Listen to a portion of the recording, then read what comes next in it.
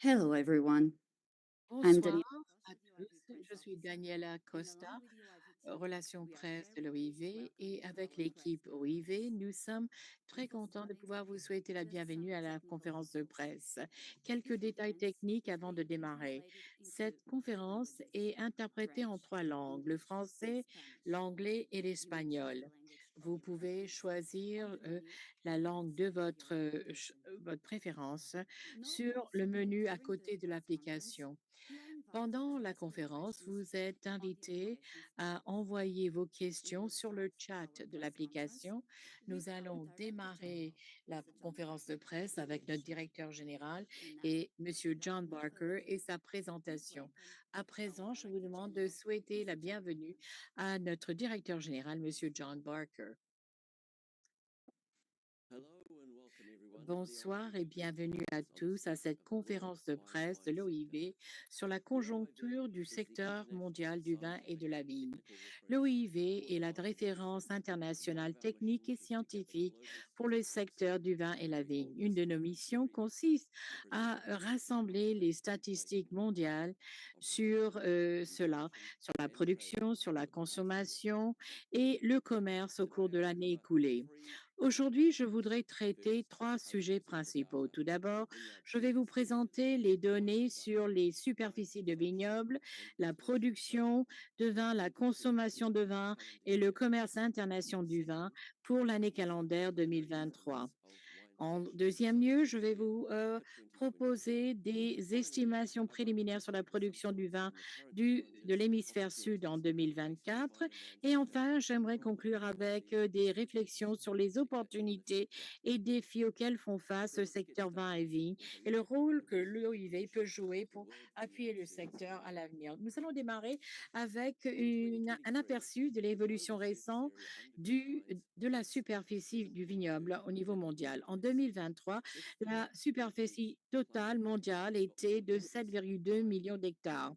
Ce chiffre comprend tous les vignes pour toute utilisation, vin, raisin de table, raisin sec, jus et boissons spiritueuses, vinaigre, etc. Cela représente une légère réduction de 0,5% comparé à 2022. C'est la troisième année consécutive que le vignoble mondial a baissé en taille et cela par rapport aux pays producteurs dans les deux hémisphères et cela afin de s'adapter aux coûts de production et le déclin de la consommation. Comme vous pouvez le voir sur ce camembert, malgré le grand nombre de pays producteurs au niveau mondial, 94 en total, plus de la moitié de la superficie viticole est concentrée dans 6 pays qui représentent 56% du vignoble mondial. L'Union européenne représente en fait 45% du total mondial, tandis que l'hémisphère sud, 12% du vignoble mondial.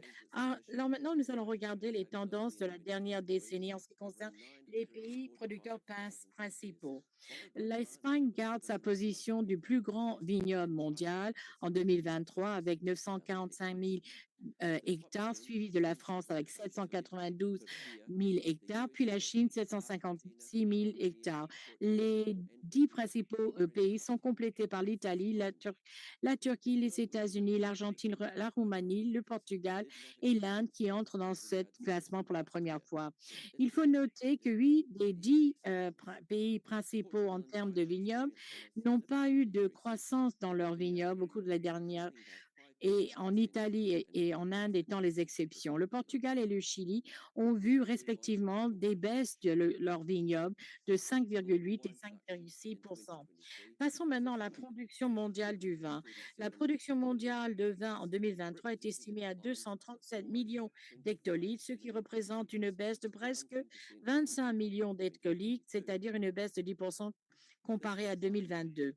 Cette baisse est attribuée à des conditions météorologiques extrêmes telles que la sécheresse, la canicule, des incendies ainsi que de fortes pluies provoquant des inondations et des maladies fongiques dans les pays producteurs du Nord et du Sud.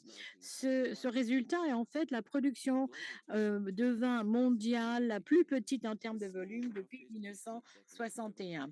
Le total mondial de 237 millions d'hectolitres est plus faible que notre première estimation en octobre dernier parce que certains pays, c'est-à-dire l'Italie et l'Espagne, ont révisé leurs chiffres considérablement à la baisse.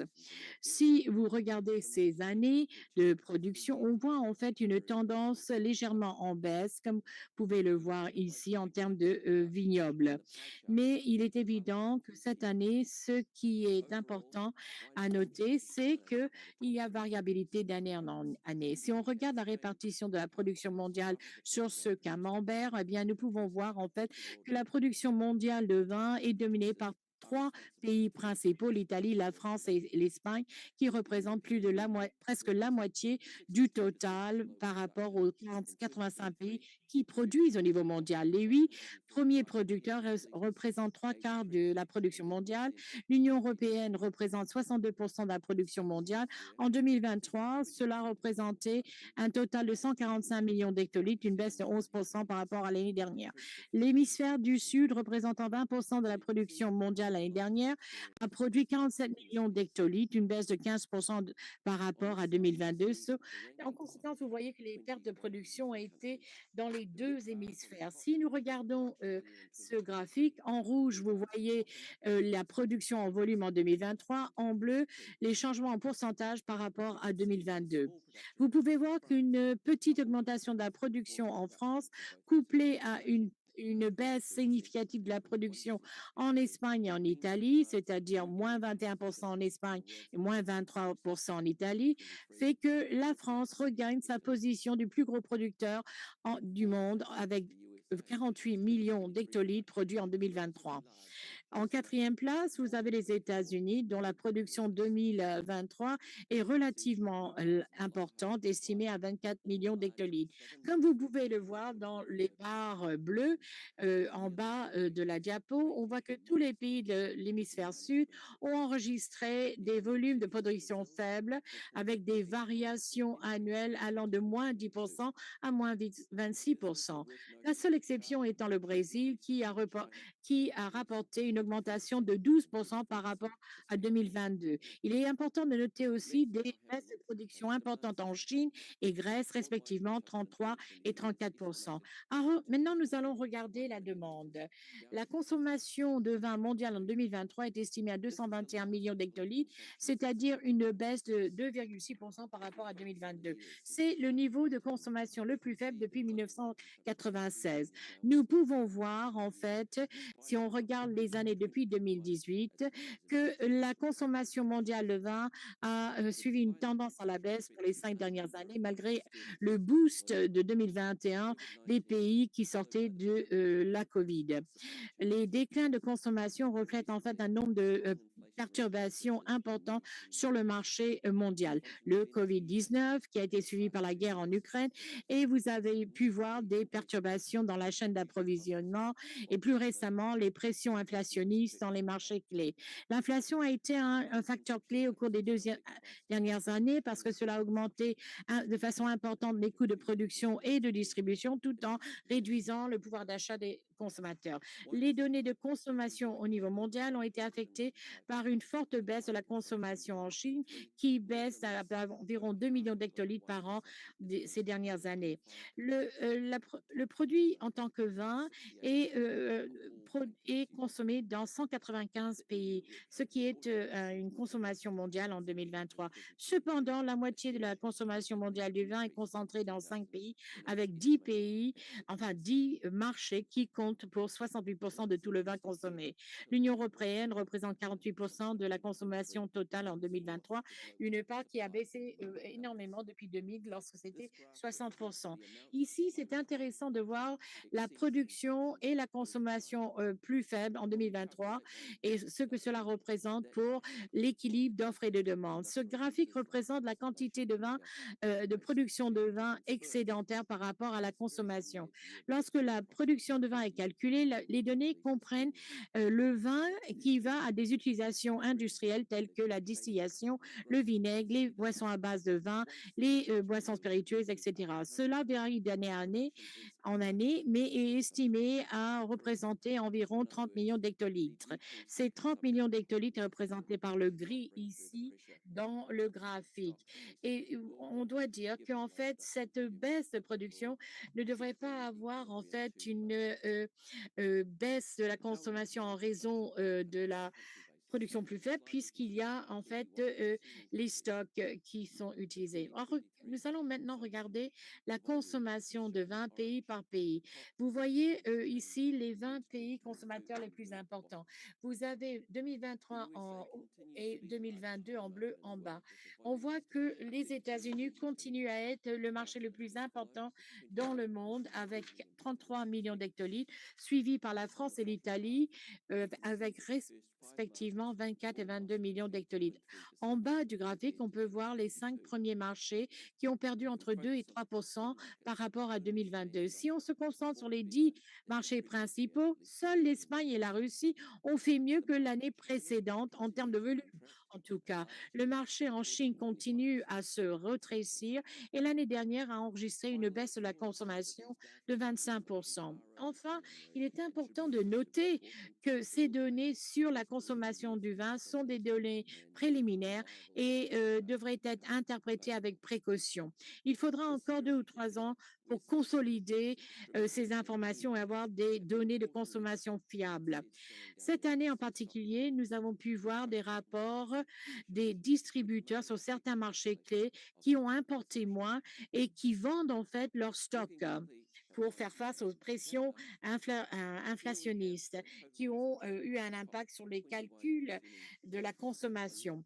Si on regarde en fait la consommation par habitant, vous pouvez voir qu'en orange, vous avez la consommation totale et des pays, des 20 pays consommateurs. Le Portugal, sur ces 20 pays, a la plus forte consommation par habitant, 61,7 litres. La France et l'Italie sont deuxième et troisième en termes de pays consommateurs par habitant, avec 45,8 et 42,1 litres respectivement. Mais rappelez-vous que ces données ne donnent pas les aspects qualitatifs du comportement de consommation du vin, tels que la fréquence de consommation, la part de la population qui consomme du vin, la part de consommation des touristes dans la consommation nationale. J'aimerais conclure cet aperçu de 2023 en regardant le commerce international du vin. Les exports de vin au niveau mondial ont baissé de 6% à 99 millions d'hectolitres en 2023. Ceci a été certainement impacté par les prix à l'exportation plus élevés et une demande internationale affaiblie en raison de l'inflation. En termes de valeur, cependant, les exportations ont atteint 36 milliards d'euros, le deuxième chiffre le plus élevé jamais enregistré. Et lorsqu'on regarde la performance forte des exportations mondiales en termes de valeur, cela se voit par les prix d'exportation moyens plus élevés à 3,6 euros par litre, ce qui est une augmentation de 2% comparé au prix moyen en 2022. Et cela est 29% de plus que le prix moyen en 2020. L'explication probable de cette augmentation importante du prix moyen par litre est expliquée par les coûts plus élevés pour les producteurs, importateurs et distributeurs en raison des pressions inflationnistes. Un point à garder à l'esprit en ce qui concerne la vendange plus petite de 2023 dans l'hémisphère nord, c'est de voir quelle est la part de cela sur le marché, la part de l'impact de cette faible vendage.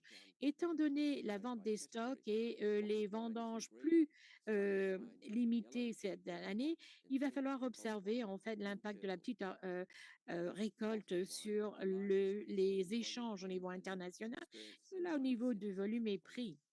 Maintenant, nous allons regarder la répartition du commerce international par catégorie. Les vins en bouteille, en verre, le pétillant en jaune, le bag-in-box en rose et le vin en vrac en violet. Le vin en bouteille, la plus grande catégorie et en volume et en valeur, a vu une réduction en volume de 9%, même si la valeur n'a baissé que de 6%. Pour le vin pétillant, la catégorie la plus résiliente, nous avons vu une baisse de 4% en volume et 1% en valeur. Le vin en vrac est celui qui a été affecté le plus en termes de catégorie. Si on regarde les tendances à long terme, en termes de prix moyen par litre pour chaque catégorie, on voit que les prix moyens pour le vin conditionné ont augmenté, surtout les 2 dernières années, et surtout pour les vins pétillants. Pour les vins en vrac, la tendance est plate avec un prix moyen en baisse de 7%. Ici, vous pouvez voir en fait les 10 pays exportateurs par volume. Alors, vous avez tout d'abord, en termes de volume, l'exportateur principal de vin, qui est l'Italie, avec 21,4 millions d'hectolitres, représentant 7,7 milliards d'euros, suivi de l'Espagne, 20,8 millions d'hectolitres, représentant une valeur de 2,9 milliards d'euros, puis la France, qui a 12,7 millions d'hectolitres exportés. En termes de valeur, la France est de loin à la première place avec des revenus d'exportation de 11,9 milliards d'euros. En 2023, ces trois pays représentaient 56% du volume mondial et de l'exportation en valeur.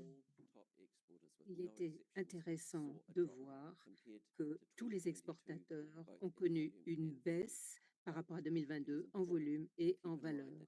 Mais il est important de se rappeler que les performances en termes d'exportation étaient liées à la petite production de 2023. Et ceci est particulièrement évident dans les pays de l'hémisphère sud. Et là, les exportations ont été affectées par le niveau des récoltes faibles de l'année dernière. Ici, vous voyez en fait le classement des exportateurs en fonction du prix moyen à l'exportation. Et on voit aussi l'évolution sur 10 ans. Donc, on voit par exemple en bas du classement les exportateurs de vin en vrac et dans les positions supérieures, le vin en bouteille et les vins effervescents. Et là, on voit la France, les États-Unis et la Nouvelle-Zélande en tête de classement. On peut voir aussi que pour la plupart des pays, il y a eu des augmentations de prix ces 2 ou 3 dernières années. Si on regarde 2023, les États-Unis, l'Allemagne, l'Afrique du Sud sont les pays qui ont enregistré les plus fortes augmentations de prix. Pour ce qui est des importations, les États-Unis, l'Allemagne et le Royaume-Uni sont les 3 principaux marchés en 2023. Ensemble, ces pays, en fait, représentent 40% du volume, en fait, de vin, des importations de vin. On peut voir aussi que la plupart des pays ont rapporté des taux de croissance négatifs par rapport à 2022. Il y a de fortes baisses enregistrées en Amérique du Nord et ça, c'est la conséquence du déstockage avec les États-Unis. On voit une baisse de 15% en volume, 12% en valeur. Canada, une baisse de 10% en volume et 15% en valeur. Dans d'autres marchés, on a vu des fortes réductions des importations en Belgique et en Chine. Nous voyons pour la Chine une baisse de 25% des importations en volume et 22% en valeur. Pour le marché européen, la situation est plutôt stable avec le Royaume-Uni, l'Allemagne, les Pays-Bas, la Suisse et la France. Là, nous avons des importations année après année qui représentent entre 1 et 5%. Ici, nous avons le prix moyen à l'importation, donc pour les principaux pays importateurs. La plupart des pays ont enregistré une augmentation de prix en 2023. Les prix diffèrent entre les pays. Par exemple, en Allemagne, en France, au Portugal, qui importent surtout du vin en vrac, et les pays comme la Suisse, le Japon, les États-Unis, qui importent des vins et vins effervescents haut de gamme. Maintenant, l'indice de l'internationalisation du marché, c'est-à-dire la quantité de vin consommé hors de son pays d'origine. Ça nous donne aussi une idée de la mondialisation du marché du vin. En 2023, cet indice est à 45%, ce qui reflète un marché du vin très mondialisé, même s'il y a une petite baisse pour la deuxième année consécutive. Alors maintenant, nous passons à quelques estimations vraiment préliminaires pour 2024 et la production donc de vin en 2024 dans les principaux pays de l'hémisphère sud. Là, on se base sur des projections, des estimations très précoces des vendanges et ces chiffres seront révisés dans les semaines à venir ou les mois à venir. Là, vous pouvez voir les prévisions pour les principaux producteurs de l'hémisphère sud. Alors, nous avons en fait, nous pensons avoir une tendance positive en termes de volume de production pour 2024. Et en fait, nous avons vu en Argentine et en Australie des récoltes plus importantes. En Australie, l'année dernière, une année très humide. Et donc, cette année, la saison est meilleure, donc on voit une augmentation. En Argentine, les estimations initiales, nous, parlent d'une récolte de, 11,2 millions d'hectolitres, donc une augmentation de 27 en 2023, en ligne, en fait, avec la moyenne des 5 dernières années. Au contraire, au Chili, on prévoit un volume de production plus faible, environ 9,9 millions d'hectolitres, ce qui reflète en fait une baisse de 10% depuis 2023 et 16% si on regarde la moyenne des 5 dernières années. Alors, nous avons aussi l'Afrique du Sud. Le volume de production pour 2024 devrait être en ligne avec celui de l'année dernière. Ce volume faible peut être attribué partiellement par les crues bicentenaires que nous avons eues dans le Cap occidental et nous avons aussi eu donc des maladies fongiques. Alors, nous avons aussi donc au Brésil une pluviométrie excessive, donc il risque d'y avoir une contraction de la production, mais nous avons aussi la Nouvelle-Zélande, mais c'est trop tôt pour faire une estimation précise. De toute façon, donc ce sont des chiffres préliminaires qu'il faudra revoir. Donc, les données en fait que nous avons partagées tiennent en elles déjà les grands défis auxquels nous sommes confrontés dans le secteur vitivinicole. Le plus important de ces défis, c'est le changement climatique. L'impact du changement climatique sur le millésime 2023 était très fort. En fait, il y a eu la chaleur, il y a eu des événements climatiques, il y a eu les effets secondaires tels que des incendies et les maladies fongiques. Alors, la vigne, en fait, est cultivée dans des zones vulnérables et très affectées par le changement climatique. Et en fait, il faut absolument réduire l'impact environnemental sur cette vigne. Mais nous savons que on fait déjà beaucoup de progrès et dans le secteur du vin et de la vigne et qu'on est très engagé en matière de durabilité. Alors, je voudrais vous dire que l'OIV, en fait, va continuer de jouer un rôle actif, partager des informations, faire des recommandations pour faciliter une approche multinationale de ces défis climatiques. Maintenant, si on regarde la récolte de 2023, ce qui est positif, en fait, c'est qu'il n'y aura pas trop de différence, d'écart entre l'offre et la demande. Cependant, nous savons que des données mondiales agrégées cachent en fait une réalité hétérogène entre l'offre et la demande et cet équilibre. Ça dépend aussi des régions, bien sûr, et des marchés. Les événements économiques et géopolitiques de ces dernières années ont aussi chamboulé les marchés et nous avons aussi vu une tendance sous-jacente vers une baisse de la consommation et ceci sans doute dû au changement démographique, au changement de style de vie. Étant donné les influences très complexes sur la demande mondiale, en ce moment, il est difficile, en fait, de prédire ce qui va se passer en termes de consommation. Et on ne sait pas si la baisse que l'on voit est un phénomène à court terme ou à long terme. Mais il est clair que l'inflation est un facteur dominant qui affecte la demande en 2023. Et il semblerait que cette pression inflationniste, en fait, va peut-être légèrement s'alléger et nous espérons que ceci va continuer. Alors, il faut bien comprendre les moteurs de la consommation et les marchés à un moment où nous avons ces changements générationnels et géopolitiques. Alors, ça, c'est un domaine, en fait, où l'OIV est très active, utilise son réseau constitué de plus de 500 experts pour faire des recommandations basées sur la science et pour faire des recommandations en matière d'innovation. Maintenant, si on regarde le commerce, on peut dire que les volumes sont en baisse, mais on peut dire que la valeur des exportations est en hausse. Les producteurs, en fait, de vin en bouteille, de vin effervescent, d'une certaine façon, ont réussi à répercuter leurs coûts sur leurs produits. Alors, il est important de bien comprendre ce qui se passe au niveau des échanges internationaux. Il faut aussi faciliter ces échanges. C'est ce que l'OIV va faire dans le cadre, bien sûr, de son mandat. Je voudrais dire que 2024, c'est aussi le centenaire pour l'OIV. Alors, l'OIV comprend bien les défis et l'incertitude pour notre secteur aujourd'hui, mais nous savons aussi qu'il y a des opportunités incroyables pour nos secteurs. Il y a le niveau de connaissance scientifique, la qualité des produits, notre capacité à innover et notre capacité à communiquer aussi.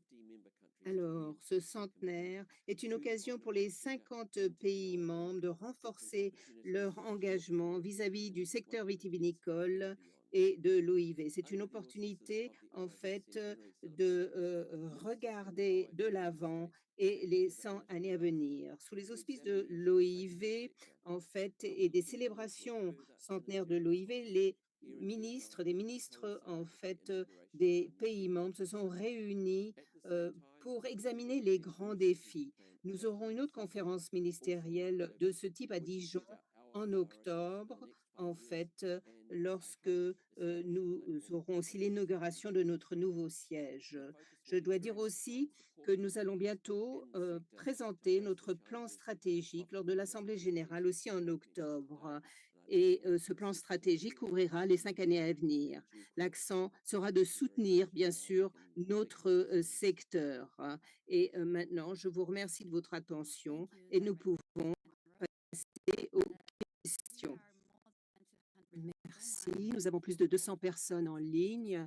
Nous vous remercions de votre présence. Nous avons reçu plusieurs questions. Nous allons essayer de répondre au plus grand nombre de questions. Nous allons commencer par la question de Vicky Corbill. Est-il possible que les données sur la consommation par pays n'est pas complète ou est-ce que vous avez vraiment recueilli des données de tous les pays? Alors, les données qu'on vous a montrées dans ce rapport, en fait, se concentrent sur les principaux pays. Mais quand on recueille nos données, on recueille des données de tous les pays. Mais peut-être que je vais passer la parole à Giorgio qui va vous donner peut-être plus d'informations. Oui, pour ajouter à ce que vous avez dit, c'est-à-dire, oui, on recueille des données de tous les pays dans le monde. On le fait grâce à un questionnaire de l'OIV officiel et on complète ces données grâce à une coopération avec d'autres organisations internationales et d'autres fournisseurs de données. Donc, pour être bref, oui, nous recueillons les données de chacun des pays. Et donc, les chiffres totaux qu'on vous montre couvrent les 194 pays. Merci, Giorgio. Giorgio Del Grosso, donc, qui est à la tête de notre département statistique. Now, moving forward to another question. Nous passons à Fabiola une autre Gonzalez, question. Fabiola asks, Gonzalez could be that qui besides the inflation, demande, the decrease in outre consumption has l'inflation, to do la with baisse de too la much consommation attention to China est and younger peut-être consumers due instead à of la paying more situation de attention la to Chine, traditional consumers, ou old est-ce consumer que countries peut-être with on ne cible potential ones pas like Latin assez America, South les Africa, and jeunes? others?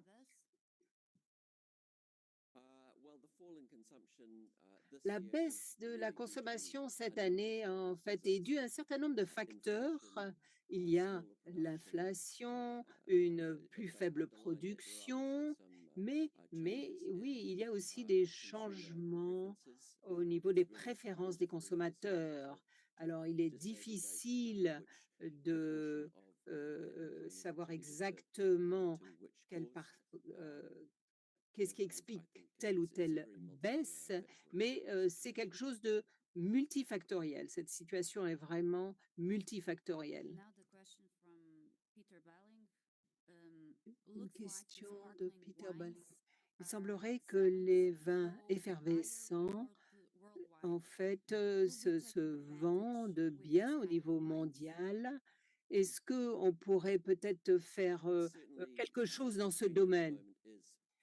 La tendance, oui, et on voit une forte croissance de ces vins effervescents et c'est sans doute la catégorie la plus résiliente dans le monde du vin. Et en plus, c'est une catégorie à forte valeur. Donc, il y a un certain nombre de pays qui profitent de cela et peut-être que les autres pays devraient garder cela à l'esprit parce qu'il semblerait que ce produit corresponde bien à la demande des clients aujourd'hui. Pour ajouter quelque chose, comme vous le savez, à l'OIV, nous avons différentes publications statistiques, nous avons des focus thématiques. On en a déjà publié 2 sur le marché des vins effervescents et toutes les données indiquent que le vin effervescent est la catégorie qui rencontre le plus fort succès aujourd'hui sur les marchés. Et pour vous donner une idée, pour ce qui est de la production et la consommation ont triplé en volume depuis 2002. Donc, c'est en effet une catégorie qui connaît une très bonne performance. Et c'est quelque chose qui peut peut-être aider l'industrie à naviguer dans la conjoncture actuelle. Now, Cécile Poursac is asking, Cécile do you think all Poursac this data will help demande, rebalance est-ce que vous supply pensez que and ces demand in the données global wine vont market? finalement rééquilibrer l'offre et la demande sur le marché mondial du vin?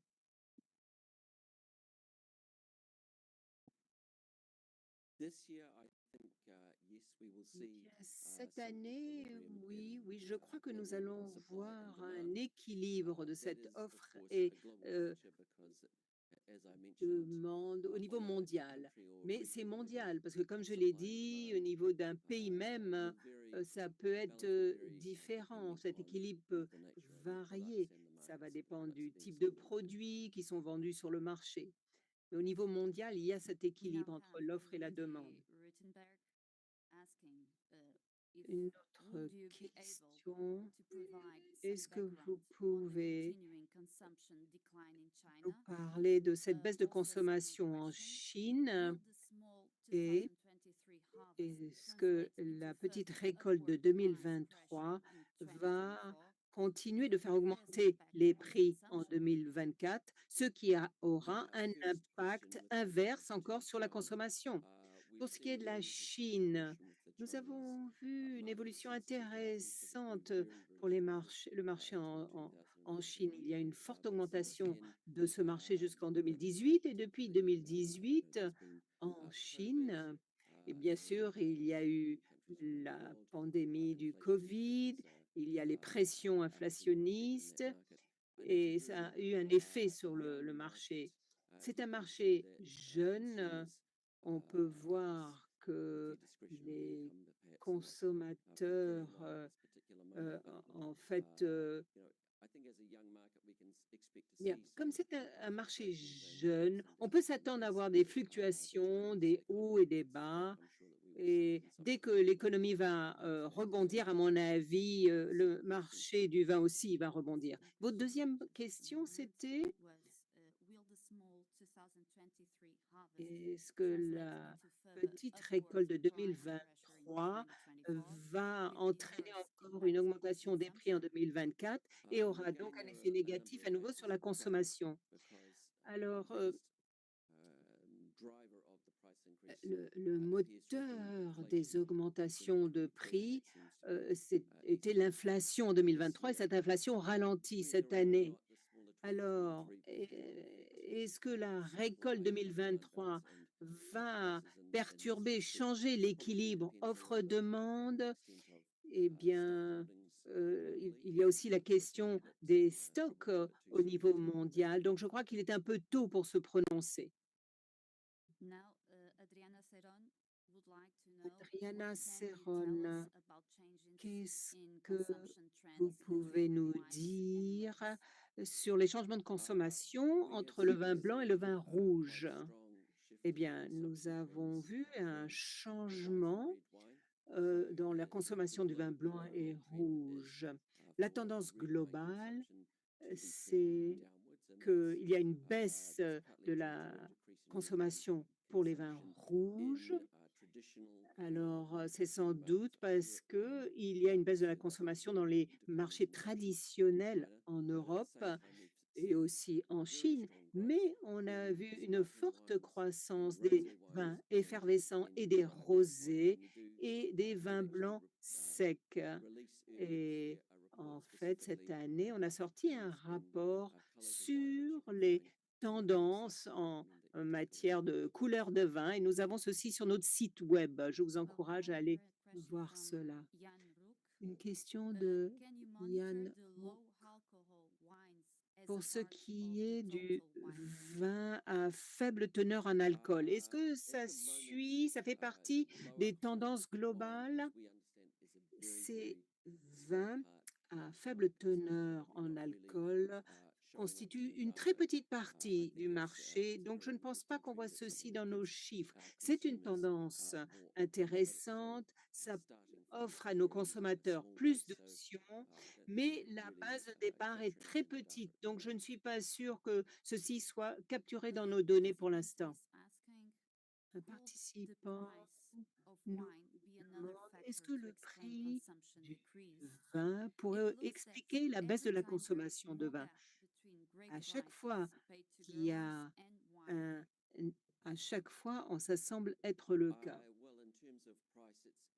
Pour ce qui est du prix, c'est un marché intéressant parce que oui, on peut regarder 2023 et dire que l'augmentation du prix, oui, d'un côté, il y a cela, mais il y a aussi une baisse du pouvoir d'achat. Donc, cela aussi a eu un effet sur la consommation et un grand effet sur la consommation. Mais euh, ça c'est différent selon les marchés parce que vous avez des produits de haute qualité qui ont continué de très bien performer et même parmi les vins rouges, on a vu ça pour les vins effervescents. Donc les catégories de prix les plus, élevées, montrent la plus forte résilience et la plus forte augmentation. Freddy Angulo demande si on a des informations sur le fait que les jeunes préféraient des vins à faible teneur en alcool ou avec zéro alcool. On voit un intérêt grandissant pour ces vins à faible teneur en alcool ou sans alcool, mais une fois de plus, la base est très petite. Alors, il semblerait que oui, ça peut intéresser les nouvelles générations de consommateurs, mais c'est très anecdotique parce que la base est très, très petite. D'autres what do you think participants the nous outlook for demandent que 2024 will look like? pensez-vous des Will prévisions consumption keep 2024? decreasing? Est-ce que la consommation va continuer à baisser? Eh bien, c'est une question très intéressante. Je pense qu'on va avoir un équilibre entre l'offre et la demande, ça c'est très positif. Et, et j'espère que la pression inflationniste va en fait diminuer, continuer de diminuer.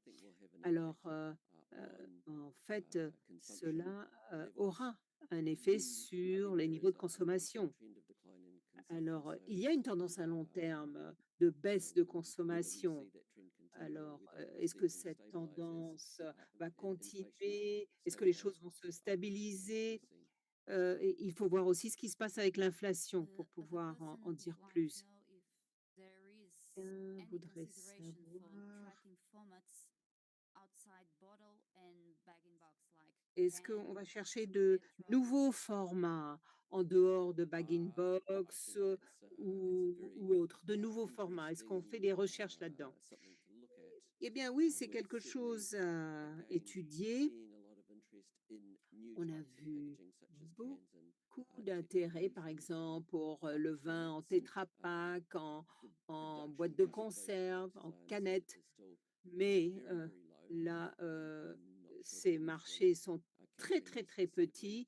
Donc, je ne suis pas sûre qu'on capte cela dans nos données. Mais c'est quelque chose, oui, on garde cela à l'œil, ces nouveaux développements. Manuela Weber-Witz asks, Voilà, may you Weber-Witz mention something about demande: consumption «Est-ce and que health vous awareness? pourrez nous parler de consommation et santé?» Eh bien, aujourd'hui, nous savons que les consommateurs, que c'est pour eux une priorité, le domaine de la santé. Dans le secteur, vinicole, nous soutenons une consommation à faible risque, modérée, raisonnable. On ne soutient absolument pas les abus ou des choses comme ça. Et nous nous intéressons à ces nouveaux produits qui représentent des options pour les consommateurs, comme ces vins à faible teneur en Mostly alcool. Rudy Rittenberg from Bloomberg Nous that avons une would question de like to Bloomberg. second another question about the sparkling Une autre styles. He's question asking, are sur all les benefiting or effervescents. some more than others like Cava, Prosecco? Pour ce qui est des vins effervescents, est-ce qu'il y en a qui ressortent plus que d'autres? Yes, thank you, Cava, Janice. Prosecco? Overall, Et from Monsieur le our directeur analysis, général, notre analyse as we said before, générale, we en published fait, in comme our nous l'avons déjà dit tout thematic à l'heure, focus vous on savez sparkling que wine nous avons market for the publié year this year. un What focus we see thématique is par that marché que basically vous all pouvez consulter, categories mais ce que nous voyons surtout, of sparkling c'est wine que toutes les catégories de are vins witnessing great effervescents growth. Of ont course, vu Prosecco une is the croissance. leader Bien sûr, le Prosecco seeing est en significant growth, fait but en all the tête en other termes de croissance countries, notably exceptionnelle, Spain with mais Cava and d'autres of course pays, par exemple Champagne l'Espagne avec le Cava, and also la France avec le many sectors Champagne, of mais il y a German sparkling également wines des are doing secteurs de extremely well. vins So effervescents overall, we allemands see very qui positive ont une growth très rates bonne in different performance. categories. Donc oui, on voit une croissance dans toutes les Now catégories de moving vins to the effervescents. question of On passe à une autre Marco Moreschi. question, celle de Marco He's saying, Moreschi. in recent years in Il Italy, dit we have que had many récemment en expectations Italie, about nous the avons eu Chinese beaucoup market d'attentes in the hope en ce qui that concerne le it would marché be an chinois, excellent avec opportunity for l'espoir our que cela exports. représenterait Now, after COVID, une excellente everything opportunité seems pour to nos be over. exportations. Mais What is the à présent, OIV's après le point Covid, of tout view semble on s'être this matter? arrêté. Quel est le point de vue de l'OIV par rapport à cette question? Je crois que la Chine est un très grand marché, très important, mais c'est encore un marché jeune pour le vin et on peut s'attendre à avoir encore des hauts et des bas sur ce marché. Je crois qu'il est important de reconnaître que, en fait, la baisse de la consommation en Chine est en partie liée au Covid. Il y a aussi les pression inflationniste et je pense qu'il y a certainement beaucoup d'intérêt dans le marché chinois à l'avenir.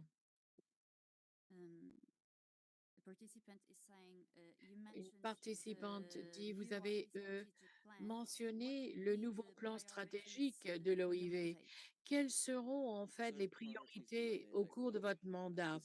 Les priorités au cours de mon mandat, eh bien, vous savez que cette année est la dernière année de notre plan stratégique à 5 ans actuel et nous développons un nouveau plan stratégique à 5 ans pour la période 2025-2029.